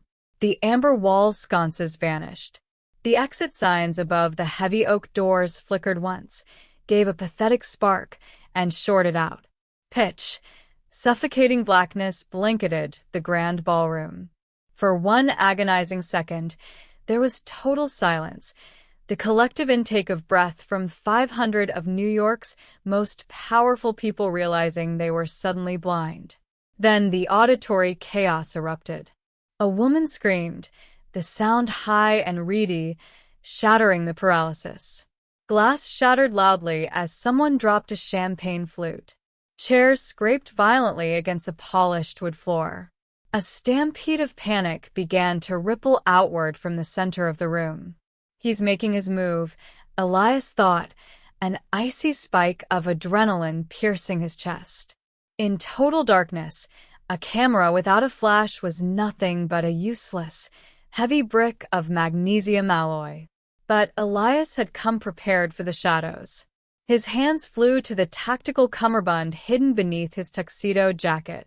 He unvelcroed a pouch and pulled out his Nikon SB 5000 high-powered speedlight. With practiced, blind precision, he slid the flash unit onto the camera's hot shoe. Click, he locked the pin. His thumb found the power switch. He didn't bother with TTL or automatic metering. The camera's brain would try to expose for the massive dark room and fail. He needed raw, unadulterated power. He spun the command dial to manual mode. Flash output. 1 out of 1. Full power. 200 watt-seconds of blinding force. "Jenkins!" Elias yelled into his comms, but all he heard was a wall of static. Thorne had jammed the local frequencies. They were completely cut off. Elias flipped a small switch on the back of the speedlight. He didn't trigger the flash yet. That would give away his position. Instead, he activated the autofocus assist beam. Instantly, a brilliant, blood-red lattice of light shot from the front of the flash unit, cutting through the pitch-black air. It was a harsh, geometric grid designed to project high-contrast lines onto a subject so the camera's sensor could lock focus in total darkness. In the chaotic void of the ballroom, the red beam acted like a terrifying, localized radar. Elias swept the camera left. The red grid painted a nightmarish tableau. Horrified faces, their eyes wide and white, were illuminated in crosshatches of crimson. A woman crying, her mascara running. A man clutching his chest.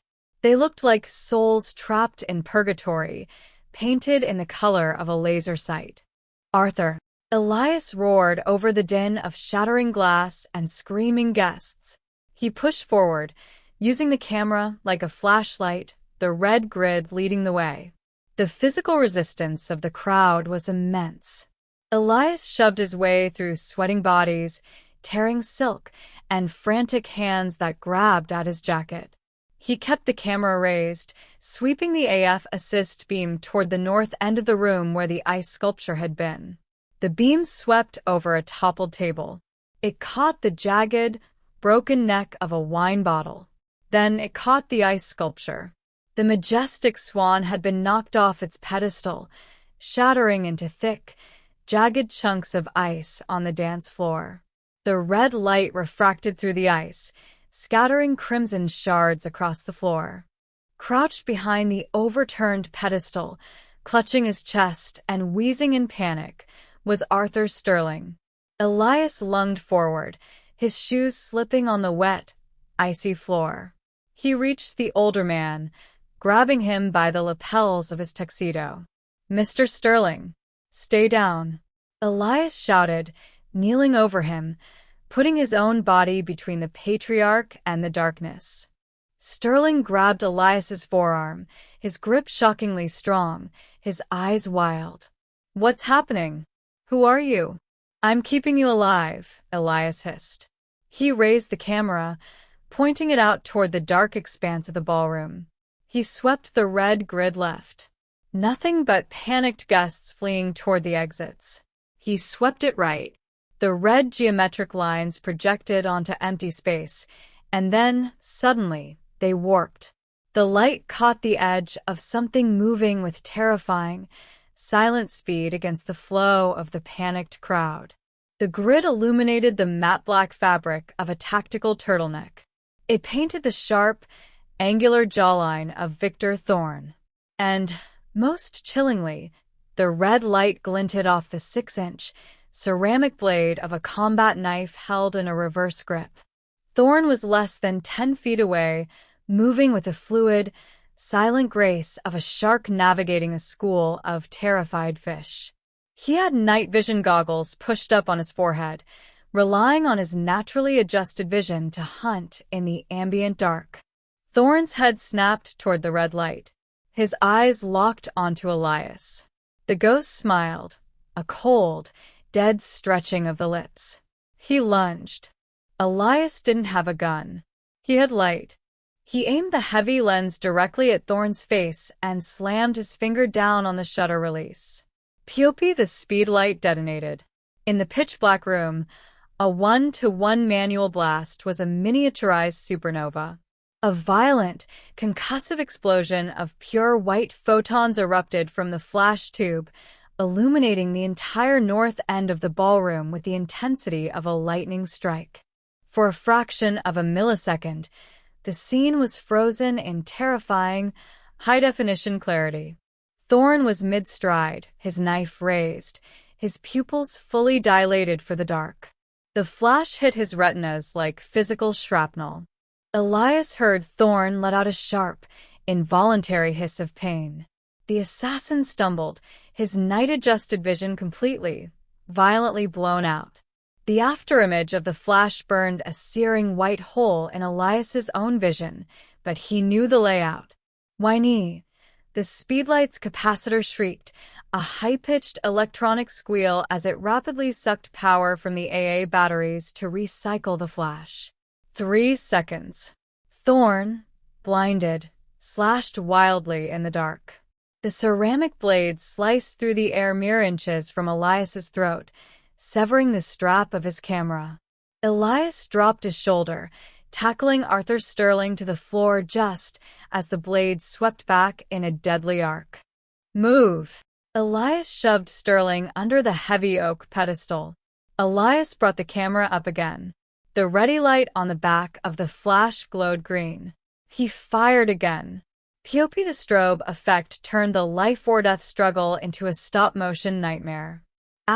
Frame 1 the blinding white light revealed Thorn 3 feet away, his face contorted in rage, his eyes squeezed tightly shut against the photometric violence, tears streaming down his cheeks from the sheer overload to his optic nerves. Blackness.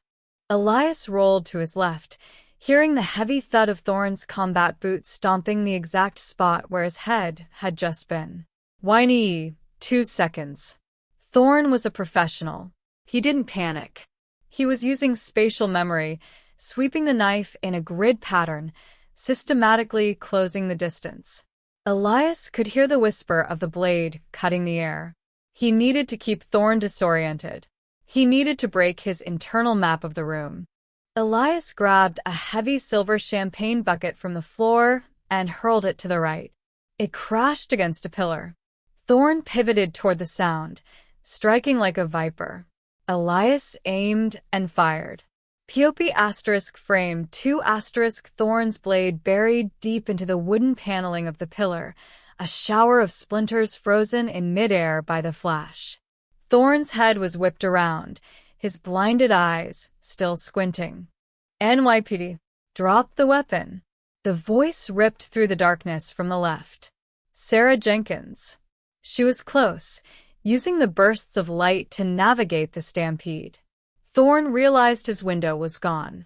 The element of surprise was dead, his vision was compromised, and an armed detective was closing in. He wrenched the knife from the wood. Elias wasn't going to let him just slip away. He lunged forward in the dark, using the heavy D850 body as a blunt instrument. He swung the camera by the grip, smashing the bottom corner of the magnesium alloy chassis directly into Thorn's jaw. The impact shuttered up Elias's arm. Thorn grunted, a spray of blood flying into the dark. But the assassin was made of iron.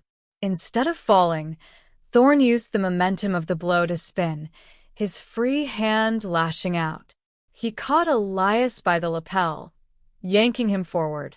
Elias felt the cold, hard press of the ceramic blade against his ribs. He jammed his thumb on the flash test button, firing the speedlight point-blank into Thorn's chest. The proximity of the blast was enough to singe the fabric of Thorn's tactical shirt. The blinding light at zero distance forced Thorn to flinch, his grip loosening just enough. Elias tore himself backward, the tip of the blade slicing through his tuxedo jacket and grazing his side, a hot, stinging line of fire. Vance. Get down. Jenkins screamed. Elias dropped flat onto his back on the wet floor. 2 deafening gunshots tore through the ballroom, the muzzle flashes illuminating Jenkins standing 20 feet away in a two-handed weaver stance. But when the muzzle flashes faded, the space where Thorn had been was empty. The assassin had melted back into the chaotic tide of panicked guests, using their screaming bodies as human shields to absorb his retreat. Elias lay on the floor, his breath coming in ragged, painful gasps. The side of his ribs throbbed, a warm wetness soaking into his white dress shirt. He clutched his camera to his chest. The speedlight was hot to the touch, a faint wisp of ozone and smoke rising from the plastic housing. Slowly, agonizingly, the heavy thump-thump-thump of the hotel's emergency generators kicked in. A sickly, amber auxiliary light washed over the grand ballroom. The scene of the high society wedding looked like a war zone. Overturned tables, shattered crystal, torn chiffon, and sobbing guests clinging to one another in the corners of the room. Sarah Jenkins was by his side in an instant, her Glock still raised, her eyes scanning the exits. She looked down at Elias, her breath catching as she saw the blood spreading across his ribs. Elias. I'm fine, he hissed through gritted teeth. It was a shallow cut, painful but not lethal. He sat up, wincing, and looked under the pedestal. Arthur Sterling was curled into a ball, shaking violently, but entirely unharmed. Elias looked down at his camera. The LCD screen on the back was cracked, a spiderweb of shattered glass from where he had struck Thorn. But the green power light was still on. He had stopped the ghost. He had used the fundamental principles of photography, light, timing, and focus, to blind the ultimate predator. The red-eye reduction had worked. He hadn't just eliminated the reflection, he had neutralized the eye itself. But as Elias looked at the blood on the floor, Thorn's blood, from the strike to the jaw, a chilling realization settled over him. Victor Thorn wasn't just a phantom anymore. He was injured, he was exposed, and he had been humiliated. The ghost was going to stop hunting for a paycheck. Now he was going to hunt for revenge. And the final exposure was going to be written in blood. The rain fell in sheets, drumming a relentless, chaotic rhythm against the vaulted glass ceiling of the Sterling Estates greenhouse. It was a cathedral built of wrought iron and fragile panes, a monument to Arthur Sterling's exorbitant wealth and his obsession with things that did not belong in this climate. Tonight, it was a humid, suffocating jungle of shadows. Elias Vance crouched beneath the broad, waxy leaves of a massive Monstera deliciosa, his breathing shallow and ragged. The metallic taste of copper coated his tongue, a lingering souvenir from the brutal encounter in the alleyway hours prior. His ribs ached with every inhalation, a sharp, stabbing reminder of his own mortality. But Elias didn't care about the pain. He only cared about the weight in his hands, his camera. The heavy magnesium alloy body felt like the only anchor keeping him tethered to the earth. He reached up, his thumb brushing the mode dial, his index finger resting lightly on the shutter release. The exposure triangle, aperture, shutter speed, ISO, was practically hardwired into his brain, but the conditions inside the greenhouse were a photographer's nightmare. It was pitch black, save for the occasional, jagged flash of lightning that strobed through the rain-slicked glass, throwing monstrous, skeletal shadows of ferns and twisting vines across the damp terracotta tiles. He needed to capture the uncapturable. He needed the face of Victor Thorn, the ghost. For months, Thorn had been nothing but a blur in the background of Elias's photographs. A smudge of motion at f/1.4. An out-of-focus anomaly in the reflections of high-rise windows. A myth whispered among the criminal underworld and corrupt elites. But myths didn't bleed, and myths didn't kill. Thorn did both with terrifying efficiency. A sudden, sharp scrape of a shoe against stone echoed through the humid air. Elias froze, his finger tightening on the grip. He brought the viewfinder to his eye, the rubber eye cup pressing against his bruised brow. He had swapped his telephoto lens for a versatile 24 to 70 mm f/2.8. It was a risky choice. It meant he had to be close. It meant there would be no safe distance. Through the glass elements of the lens, the darkness was absolute, until a brilliant fork of lightning tore across the sky. For a fraction of a second, the greenhouse was illuminated in stark, monochromatic blue. In that microsecond of light, Elias saw them. 30 yards down the central aisle, flanked by weeping figs and hanging orchids, stood Arthur Sterling. The billionaire looked nothing like the polished, arrogant titan of industry who had graced the covers of financial magazines. He was on his knees, his expensive bespoke suit ruined by the damp earth, his hands raised in a trembling gesture of supplication. Standing over him, completely unfazed by the storm raging outside, was Victor Thorn. Elias twisted the zoom ring to 70 mm, framing the two figures. He held his breath. He needed light. He needed Thorn to turn. "I gave you everything." Sterling's voice drifted through the dense foliage, shrill and pathetic, cracking under the weight of his terror. "I paid the retainer. I doubled the offshore accounts." The Vance problem was supposed to be handled quietly. You became a liability, Arthur, Thorne replied. His voice was a terrifying contrast to Sterling's panic. It was smooth, modulated, entirely devoid of malice or anger. It was the voice of a man reading a grocery list, not delivering a death sentence. You left a paper trail. You let a photographer get close. You panicked. I can fix it. I have the police chief in my pocket. I can make Vance disappear. I am already making Vance disappear, Thorne said, raising his right hand. The silhouette of a suppressed Heckler & Koch USP emerged from the darkness, the elongated barrel pointing directly at Sterling's forehead. But first, I am tying up the loose ends. My employers demand a clean slate. Elias's heart hammered against his sternum. He adjusted the focal ring, the internal motors of the lens whirring silently as they hunted for contrast in the gloom. He couldn't let Sterling die. Corrupt as he was, Sterling was the prosecution's star witness, the only man who could testify to the entire web of deceit. But more than that, Elias needed Thorne's face. If Thorne pulled the trigger and slipped away into the night, the ghost would remain a ghost forever. Elias reached to the top of his camera, his thumb finding the power switch of the massive, high-intensity speed light mounted on the hot shoe.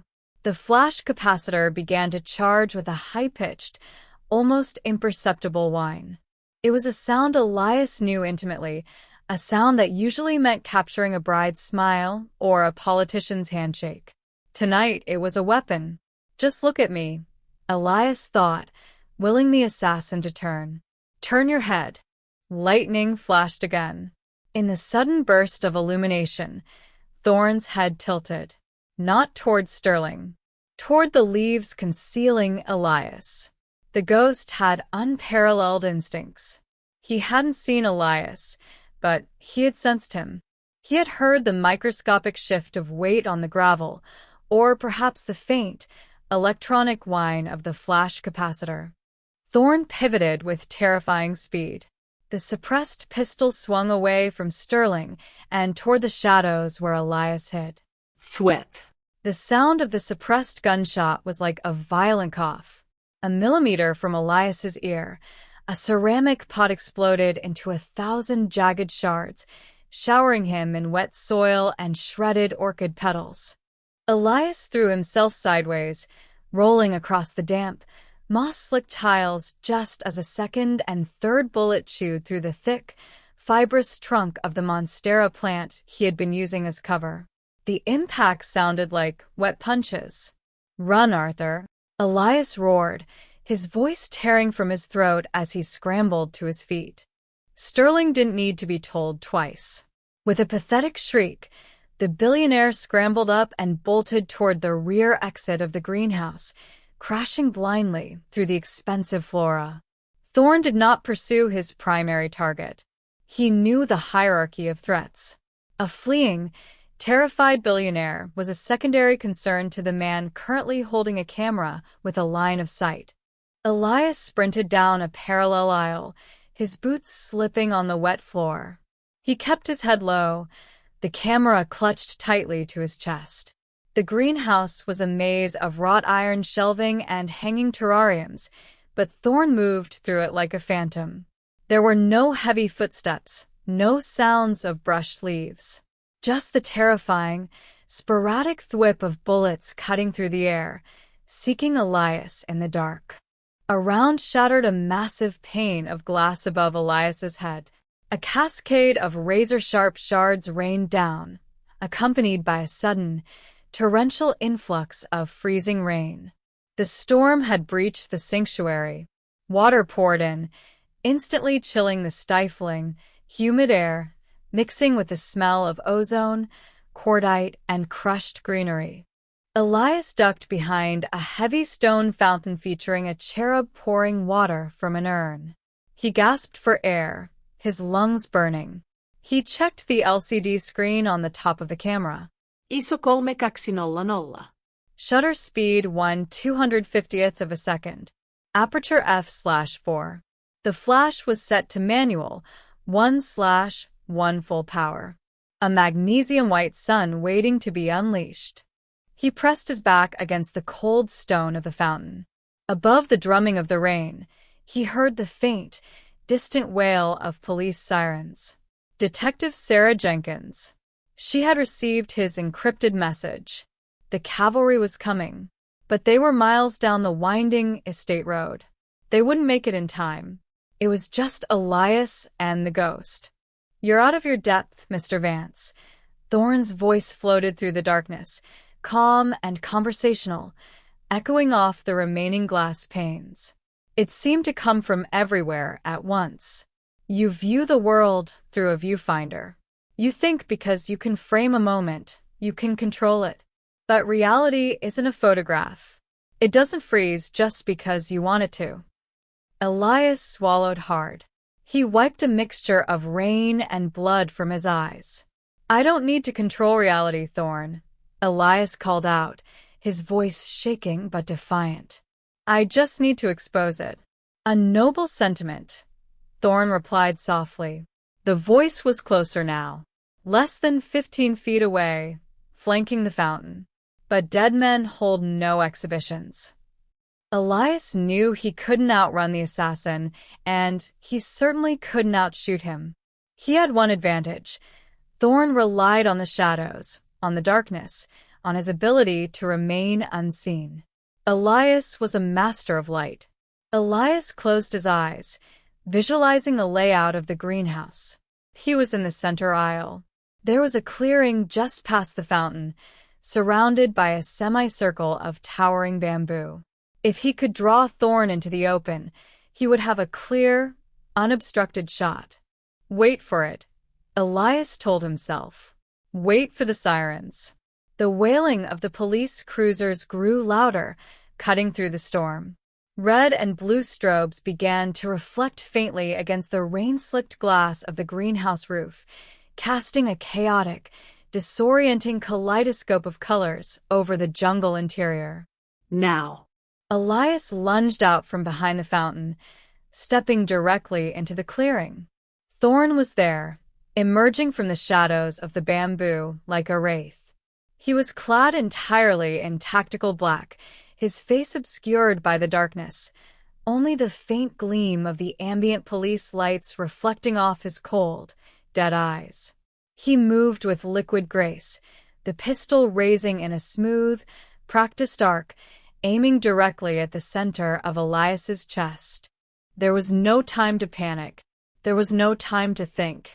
Instinct, honed by years of capturing split-second moments, took over entirely. Elias didn't dive for cover. He didn't raise his hands. He brought the heavy Nikon D850 up to his eye. For a fraction of a second, the two men stood facing each other, locked in a lethal standoff. The assassin with his gun, the photographer with his camera. Two very different instruments, both designed to capture a target. "Smile," Elias whispered. He pressed the shutter release. The mechanical clack of the mirror flipping up was instantly drowned out by the thunderous, blinding explosion of the speedlight. At 1/1 full power, the flash was a weaponized burst of pure, magnesium-white light. In the pitch-black, dilated environment of the greenhouse, it was equivalent to staring directly into the core of a dying star. The burst of photons flooded the clearing, eradicating every shadow, bouncing off the wet leaves and the shattered glass, multiplying the intensity. Thorne, whose eyes were fully adapted to the dark, took the brunt of the flash directly to his retinas. A sharp, involuntary cry of pain tore from the assassin's throat. He staggered backward, his free hand flying up to cover his eyes. The suppressed pistol discharged wildly, the bullet tearing through the empty air inches from Elias's ear, shattering another pane of glass behind him. Elias didn't flinch. He didn't retreat. The shutter clicked again. And again. Clack. Clack. Clack. The speedlight recycled with frantic whines, firing rapid, slightly weaker bursts of light, strobing the clearing like a horrific disco. Through the viewfinder, Elias watched the ghost unravel. For the first time, Thorn was entirely exposed. The high-resolution sensor drank in the light, capturing every microscopic detail. The sharp, aristocratic angles of his jaw. The jagged, pale scar running beneath his left eye. The specific, icy gray of his irises, now wide with shock and temporary blindness. The serial number on the suppressor of his weapon. It was all there. Crystal clear. Undeniable. Vance. A booming voice echoed from the front of the greenhouse. The heavy mahogany doors at the entrance shattered inward under the force of a tactical battering ram. Flashlights pierced the gloom, a dozen distinct beams of light cutting through the rain and the mist. Police. Drop the weapon. Drop it now. Detective Sarah Jenkins led the charge, her service weapon drawn, her raincoat dripping with water. Behind her, a SWAT team flooded the aisles, their heavy boots trampling the delicate orchids, their laser sights painting the interior in a web of neon red.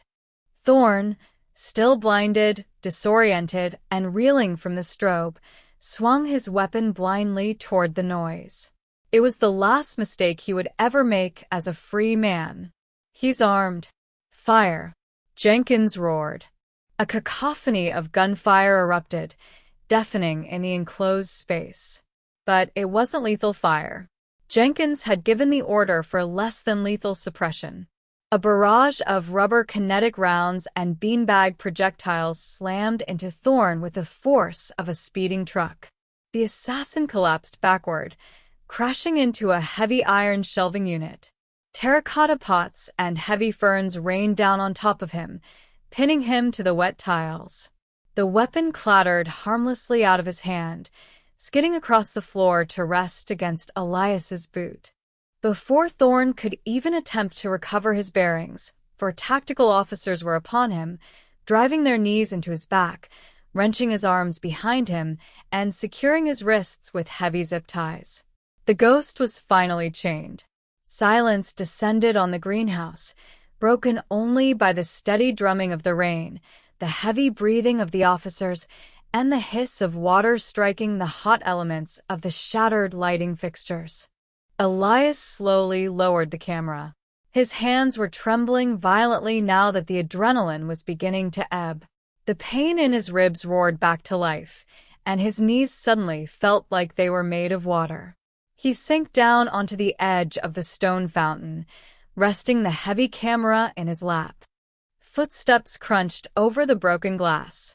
Detective Jenkins stepped into the clearing, her flashlight sweeping over the subdued assassin before settling on Elias. She holstered her weapon, her face pale beneath the harsh glare of the tactical lights.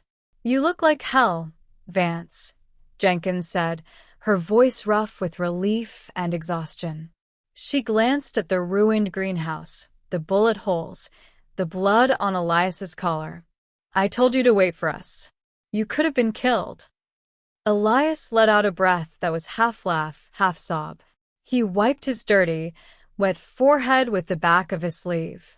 If I waited, he would have vanished. He was going to kill Sterling Sarah. He was going to wipe the slate clean.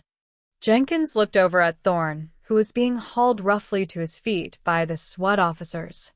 The assassin's face was bruised, his eyes tightly shut against the glare of the flashlights, still recovering from the blinding strobe. He looked human. He looked defeated. "We got Sterling," Jenkins said softly. "My officers intercepted him running out the back gates like a scared rabbit.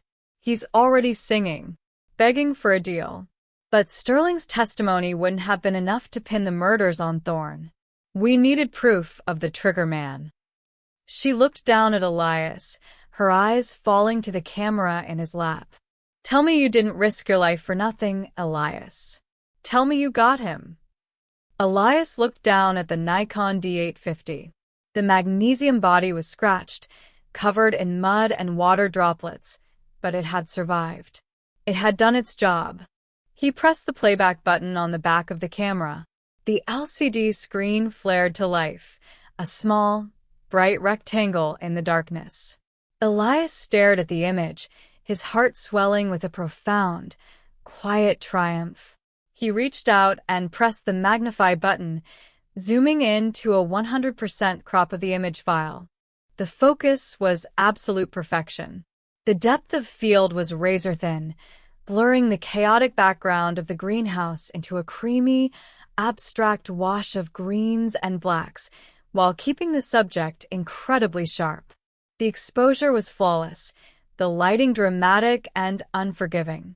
There was Victor Thorne, caught in 45.4 megapixels of glorious, undeniable truth. Every pore, every bead of sweat, the exact geometry of his scar, the cold, lethal intent in his posture. It wasn't a blur. It wasn't a smudge. It was a high-resolution execution of the ghost's anonymity. "I got him," Elias whispered, turning the camera around so Jenkins could see the screen. Jenkins leaned in, her eyes widening as she took in the crystal-clear portrait of the city's most elusive killer. A slow, grim smile spread across her face. "Beautiful," she murmured. "That's not just evidence, Vance. That's a conviction." Elias looked back at the screen, letting the reality of the moment wash over him. The aperture had closed. The light had been captured. The deceit was finally, permanently exposed.